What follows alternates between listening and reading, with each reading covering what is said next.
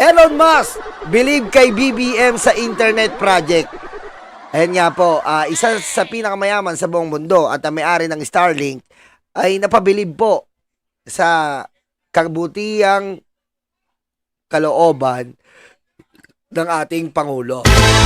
Kasi nga daw po, hello, Mr. Allen, yo, who's this? This is the President of the Philippines, yo, man. Oh, yo, what's up, Mr. President, what's up? Usap daw eh. What's your problem, Mr. President? Sabi ni BBM, can you lend me or we will buy Starlink internet from your company and will be donated to the remote area in our country. Oh, really? Gulat daw si Elon eh. Kaya bilib daw si Elon Musk. Sabi, oh, really? Oh my God. What kind of president is this? Gulat daw si Elon eh. Gulat si Elon kasi bumili lang, kala niya gagamitin pala para makatulong sa ating mga taga Mindanao. Kaya sa mga taga Mindanao po, gamitin po natin ang tama ang niregalo ng Pangulo. At hindi lang po yan, unang batch pa lang po yan sa mga taga Mindanao. Unang batch pa lang po para sa inyo yan. Kasi gusto po ng ating administrasyon, gusto po ng ating Pangulo na yung mga remote areas po natin dyan sa iba't ibang remote areas dyan sa Mindanao ay maabot na po ang programa ng ating Pangulo.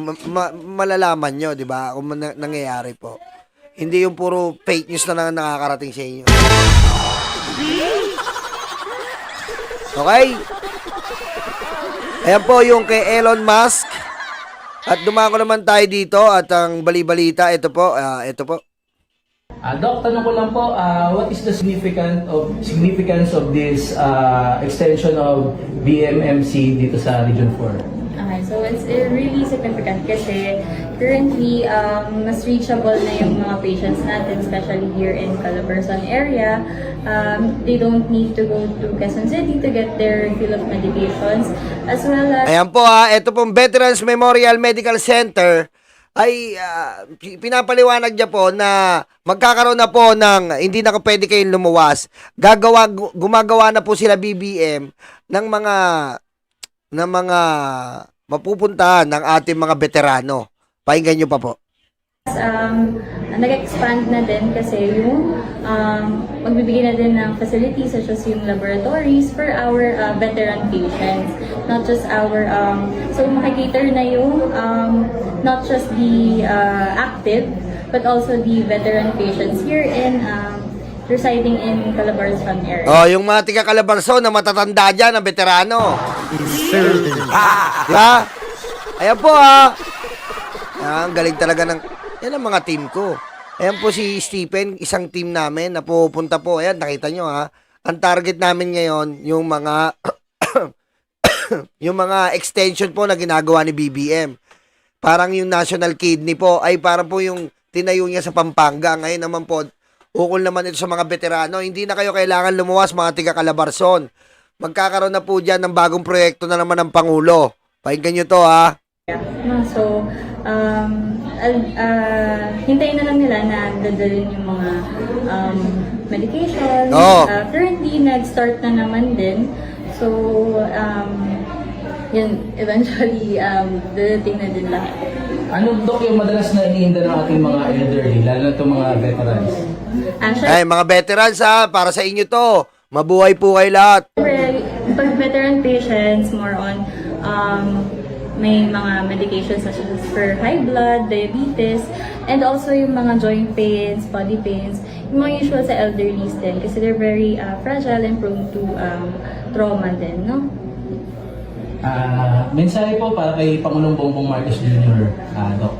I would like to say thank you for Mr. President for this project as well, for supporting the expansion of the Veterans Hospital, and as well as supporting the Valor project. O, yan po ha. Yan po ang extension ng Veterans Memorial Hospital. Para sa ating mga veterano, meron na pong extension na tinatatag na naman po ang ating Pangulo sa Calabarzon. Napakalupit na naman ha. Hindi nyo na naman alam yan. Diba? Napakalupit talaga ng Pangulo. Wala tayong masabi.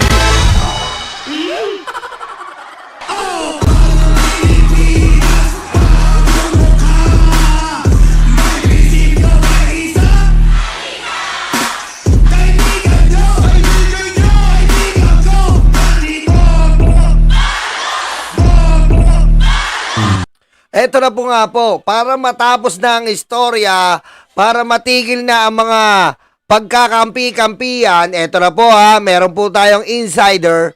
Breaking, BBM poised to veto Senate impeachment, dismissal like an ordinary bill. Malacanang, June 26. In a stunning move, President Bongbong Marcos intends to veto the Senate decision to dismiss the impeachment case against Sara Duterte, treating it as if it were an ordinary House bill. An insider commented, if SPG says it's just a bill, then it can be vetoed. Ayan na. Ayan na. Ayan na po tayo. Ayan ang sinasabi natin eh. Ngayon, kung sinasabi nyo na yan ay ordinary bill, na ang impeachment ganyan, putek, ibibito yan na ng Pangulo yan.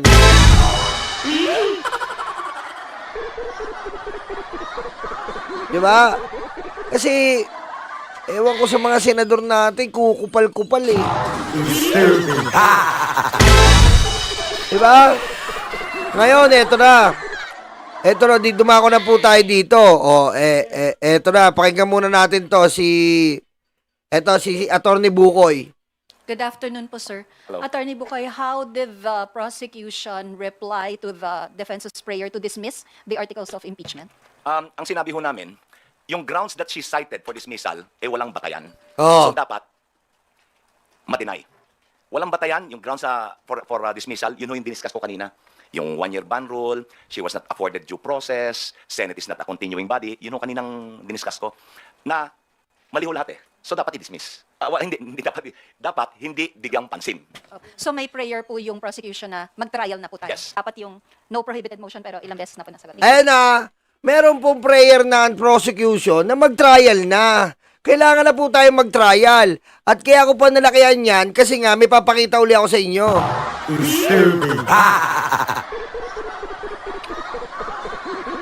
Okay? May papakita ako sa inyo. Eto po, papakita ko sa inyo kung paano sinagot nila Sara ng katangahan ang ina-impeachment, article impeachment. Eto na. Tingnan nyo po ha kung gaano kasinungaling si Sara Duterte. Eto na, yung Article 1, pagbabanta. Betrayal of public trust, culpable violation of the Constitution. Ang argumento ni Sara, the House had no proof when it alleged that she contracted an assassin. Ayun po ang sabi ni Sara, katangaan. Oo, DDS. Akala ko ba no joke? Oh. Akala ko ba no joke?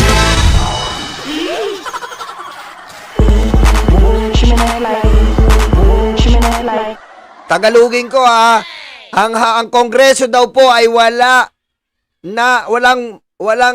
mapatunayan sa ina-allege na nagkontrata raw po siya ng assassin para sa plot killing of Marcos, Lisa, and Martin Romualdez. The complaint relied on the conclusion of facts, not ultimate facts. Tanga, may video ka. Bobo ka talaga, Sara. Bobo eh. Ayun ba yung matapang? Kung matapang ka, aminin mo, binantaan mo. Tanga!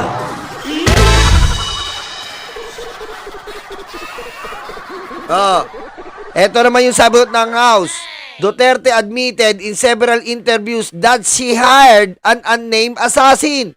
Tama yung House. Totoo yun. Sabi ko sa iyo, Sarah, yung kasinungalingan mo, hayop ka. Oh. Which is tantamount to the impeachable offense of high crimes. Oh, tama. Ito naman yung sagot niya sa Article 2. Tingnan niyo katangahan ni Sarah. Article 2, betrayal of public trust and graft and corruption. No final ruling exists on the allegation that she mishandled confidential funds. Her notice of disallowance from the Commission on Audit is still subject to appeal. Subject to appeal? Tanga!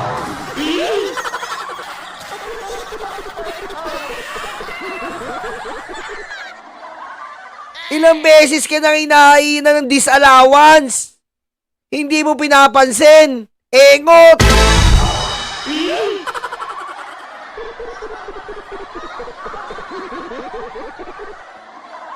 Pero mo a-appeal? Paano ka a-appeal? Wala kang mapakita. Paano ka a-appeal? Oh. Dumating pa nga tayo sa punto na sinabihan ni Sulaika ang COA na, COA, wag na kayong magpasa ng dokumento sa Kongreso. Oh, ba't may puntong ganon? Taka! Bobo talaga ng BP nyo. Yung una, yung assassin, hindi daw siya. Sinungaling na naman yung video. Ano yung AI? Alam mo, Sarah, bobo ka eh. Ha? Apaka-bobo mo eh. Kung sinabi mo na lang, that is not me, that is AI video, baka lumusot ka pa eh, kaso tanga ka eh.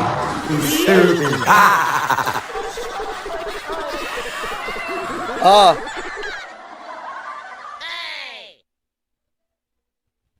Yan, sabi ng House, Duterte merely prefers general denials which do not address the misuse of confidential funds. Tama na naman yung Kongreso. Dito tayo sa Article 3. Allegation that she bribed Department of Education official holding procurement related functions lack evidence that the monetary gifts came directly from her. O, kita mo, dinidinay na.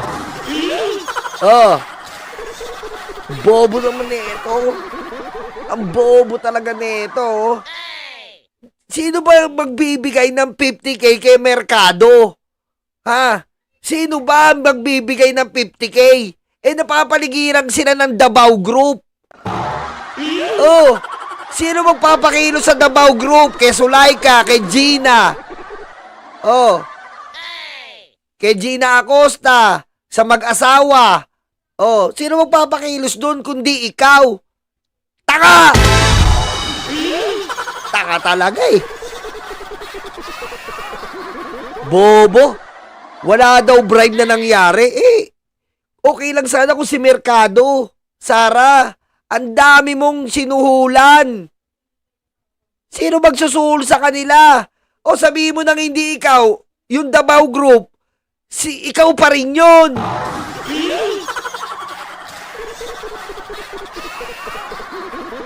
Ika nga, kung sino ang kapitan ng barko, siya mananagot. Taka! Bobo ka talaga. Eto sagot ng House. Duterte does not even deny the distribution of monetary gifts. Ayan, no? Oh. She just insisted it did not directly come from her. The House had key witnesses linking Duterte to the supposed bribes. The totality of the evidence that will be represented during trial will demonstrate that her conduct makes her unfit to ever hold public office. Kita nyo po ayan lang po ang sagot niya. Lamang na lamang po ang katotohanan dito. Kaya pinapadismiss niya. Dahil dito, hirap na siyang mag-explain. Sa Article 4. Article 4. Kita mo wala sa 1, 2, 3, sapul kaagad siya. Kaya pinapadismiss kasi guilty. Article 4, culpable violation of the Constitution.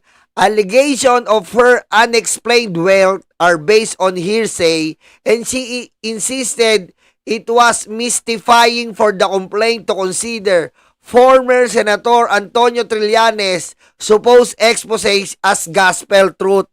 Tingnan mo, tanga na naman. Tanga.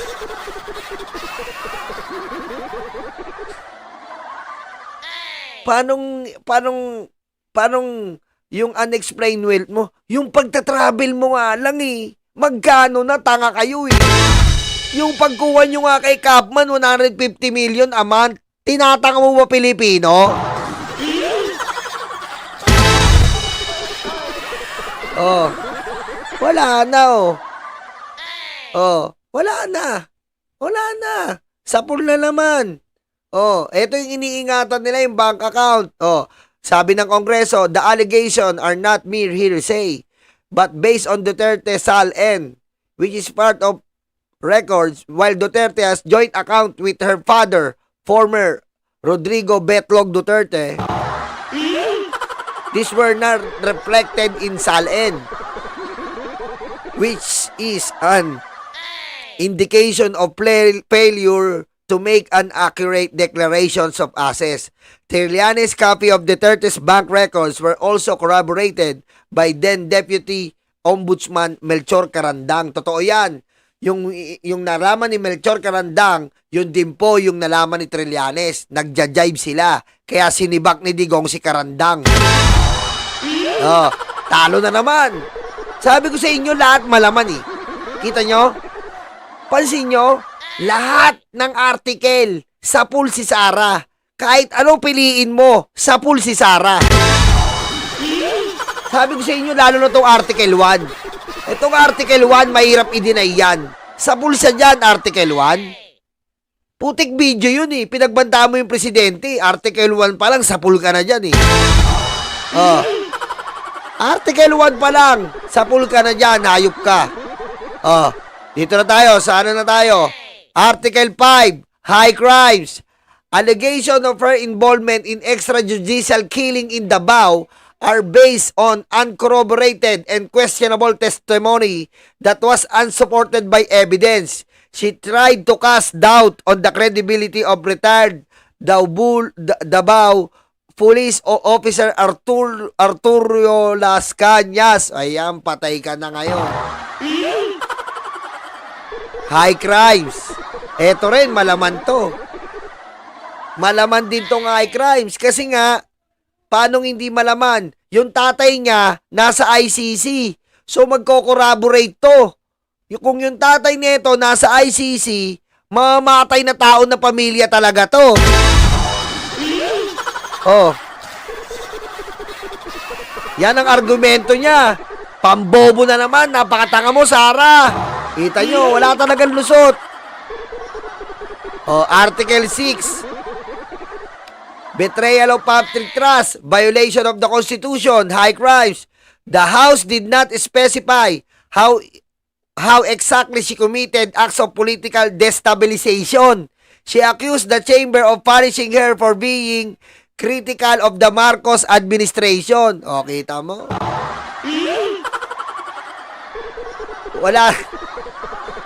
Wala daw siyang ginagawang political destabilization. Eh, kita mo nga ngayon, no? Sobrang kupal. Walang political destabilization. Ngayon pa lang nagkukupal si Sara. 20 pesos na bigas, sinisiraan. Yung pagsunog sa droga, nangihinayang kasi wala na silang pera, wala na silang mabentang droga. Ah, sapul na naman. Lahat nga to, sabi ko sa inyo, ito na yung huling article. Betrayal of public trust, the impeachment article, which seeks to hold her accountable because of the totality of her conduct, is a mere summation of the House layers of legal and factual conclusion. Anong sinasabi mong totally of her conduct? Baliw si Sara! Mga tanga! Sabi nyo, totality of her conduct. Baliw yan!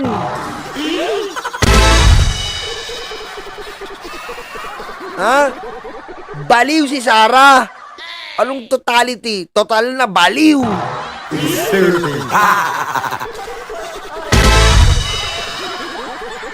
Tama. Dapat tama to si Lone Star. That may Article 8 to eh. Article 8, Dora the Explorer. Gala ng gala ang pusang ina. Hi friends and not friends and not friends.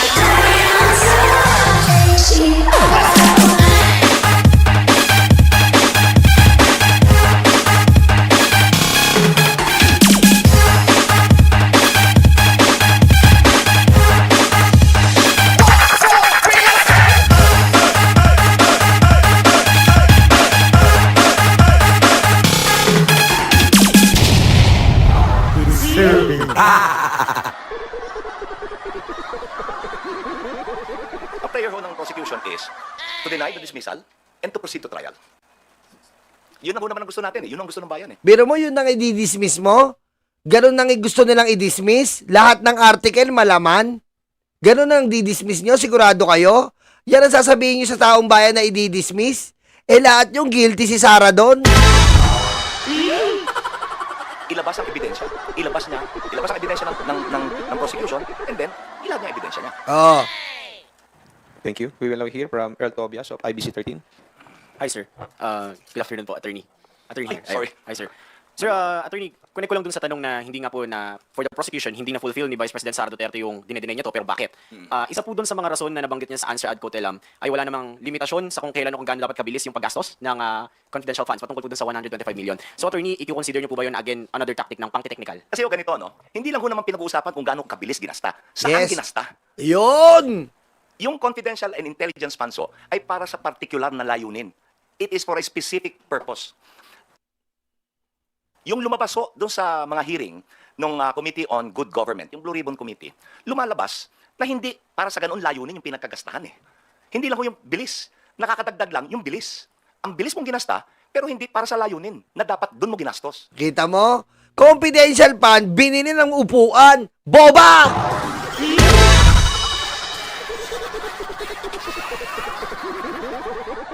Confidential fund, tinaniman ng mga puno. Confidential fund, binili ng computer.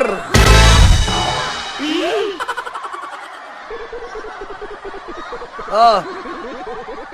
Ganun katanga. Oh. At so, sir, asking directly, yung sagot ni Vice President Sara Duterte sa mga inilatag ninyong kaso ay parang irrelevant o taliwas sa hinihingi dapat. Yun ang scrap of paper. Tinuring niya yung articles na scrap of paper, yun ang scrap of paper. Walang, yung sinagot niya. Oh, Walang- kita nyo? Yung sinagot mo, etong mga to, yung pinakita natin kanina, yan ang basura. Kasi nga, doon pa lang sa Article 1, kitang-kita nyo naman po. Dininay niya na hindi daw siya nag-contact ng assassin. Susmiyo, Sara, bulag ka ba? Tanga ka lang. Sino magsasalita doon na mukhang sinigang yung panga? Ah? Sino magsasalita doon na sinigang yung panga? Ikaw lang yun, impacta diablita. Sino pa magsasalita doon? Eh, ikaw lang yung kitang-kita doon.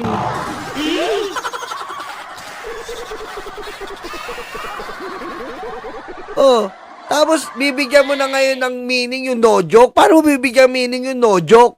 Kahit sa diksyonaryo, kahit si ChatGPT, pag sinabi mong yung no joke biro, mababaliw si ChatGPT yan. Oh, Halaga. Sir, follow up na lang with that. Kasi sabi, without ultimate facts din daw, parang full conclusion, total conclusion, yung buong articles of impeachment daw. At isa dito sa mga sinasite ni Vice President Sara Duterte, wala naman daw pong kontrata doon sa kanyang pagbabanta sa buhay ni Pangulo, ng First Lady at ng House Speaker. Alam niyo ho, yung pagkontrata ng mamamatay tao, hindi ho naman sinusulat yan eh. yes! Hindi ho ba? Hindi naman sinusulat yan eh. Walang kontrata yon, Sara Boba! Walang kontrata yon! Boba ka talaga! Magpapatay ka ng tao. O, halika muna, pre. Oy, bakit, sir? Pirma ka muna ng kontrata. Ako po, si Nyolo, nangangako na papatayin ko po ang Pangulo.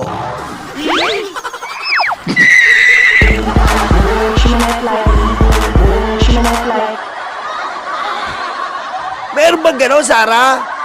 Ayun yung ini-insist nyo eh. na wala namang kontrata. May kontrata ba yung pagpatay? Pangako ko po, papatayin ko ang Pangulo pag pinatay po ang aking boss na Impacta. No joke.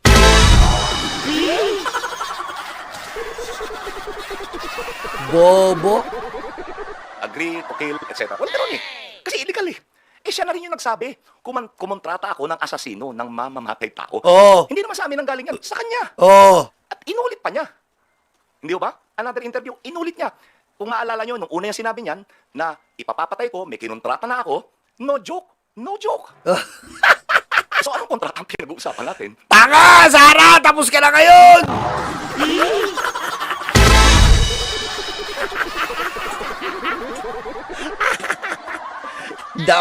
The biggest meltdown. Bobo. Alam nyo mga DDS, ewan ko na lang kung gaano kayo katanga eh, no?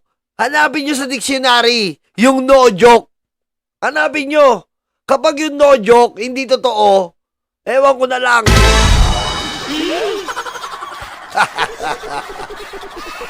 Ang bobo na itong mga DDS, eh, no? Botek. I will papatayin si BBM. No joke, no joke. Hindi pala totoo yun. Botek, oh.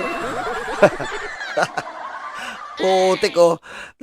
Alam mo, ang hirap maging DDS, pati yung diksyonaryo, kakakalabanin mo, no? Yung diksyonaryo, hindi, no joke. Ibig sabihin yan, hindi totoo yan. Yan ang meaning ng no joke. Hirap mo, ang hirap niya, no? Putik yung diksyonaryo, kakalabahan mo, pati Google. Nakalagay, no joke. It means serious. Hey, mali yan, mali yan. Ibig sabihin yan, hindi totoo. Hirap maging DDS.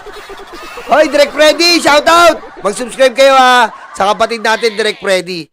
Ang hirap maging DDS. No joke. Sabi ng Google, no joke means serious, serious matter, true, correct. Tapos sabihin din, hindi, mali yung diksyonaryo. No joke, ibig sabihin yan, hindi totoo. Kupal. Did not say that, Sarah Buwadi. Kontrata nasa kasulatan. Subscribe kayo kay Direct Freddy, ha? Come on. So sir, whatever the Vice President stated online and publicly is evidence enough. Yes, kasi siya mismo, ginagamit din niya, admission against interest, ginagamit din niya against the Secretary General. Yung interview ni Karen Davila, ginagamit mo yun, pero ayaw mong gamitin namin yung ginawa mo online, broadcast. So selective. Kung ano yung makakapabor sa kanya. Galing dun siya. ni Atty. Kung Bukoy. hindi, ayaw niya. Di ba? Thank you, Attorney, for the direct answers. Last Yan ang galing ni Atty. Bukoy. Ayan po, ha. Ayan po si Atty. Bukoy. Di ba? Parang sinasabi mo sa reply mo dito, tignan mo, pakita ko lang po sa inyo uli. Sinasabi niya kasi, ito yon.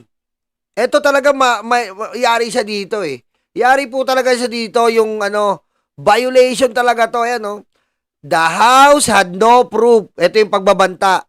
When it alleged that she contracted an assassin to plot the killing. Putik, parang tanga-tanga eh, no? Wala daw katibayan ang Kongreso. Eh yung the video itself, yun na po ang katibayan ni Your Honor, Mr. Chair. How can these stupid lawyers tell us that there is no sufficient evidence? Look at the video itself, mother, father. That's the evidence. Okay?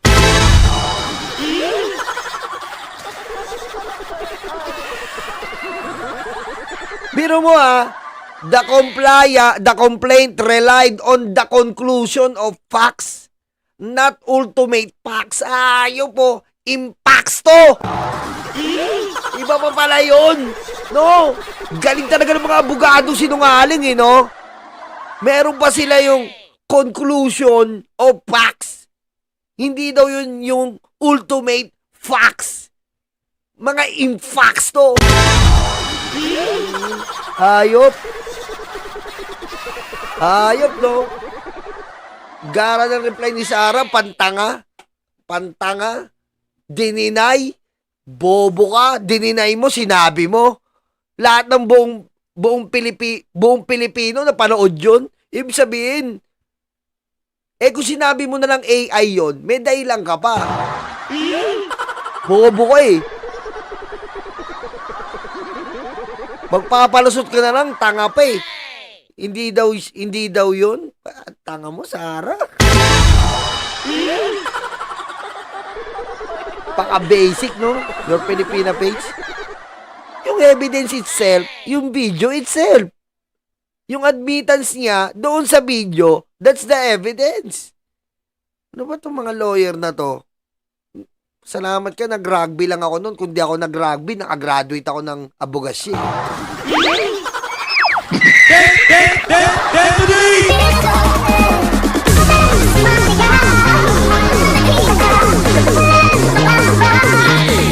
Thank you.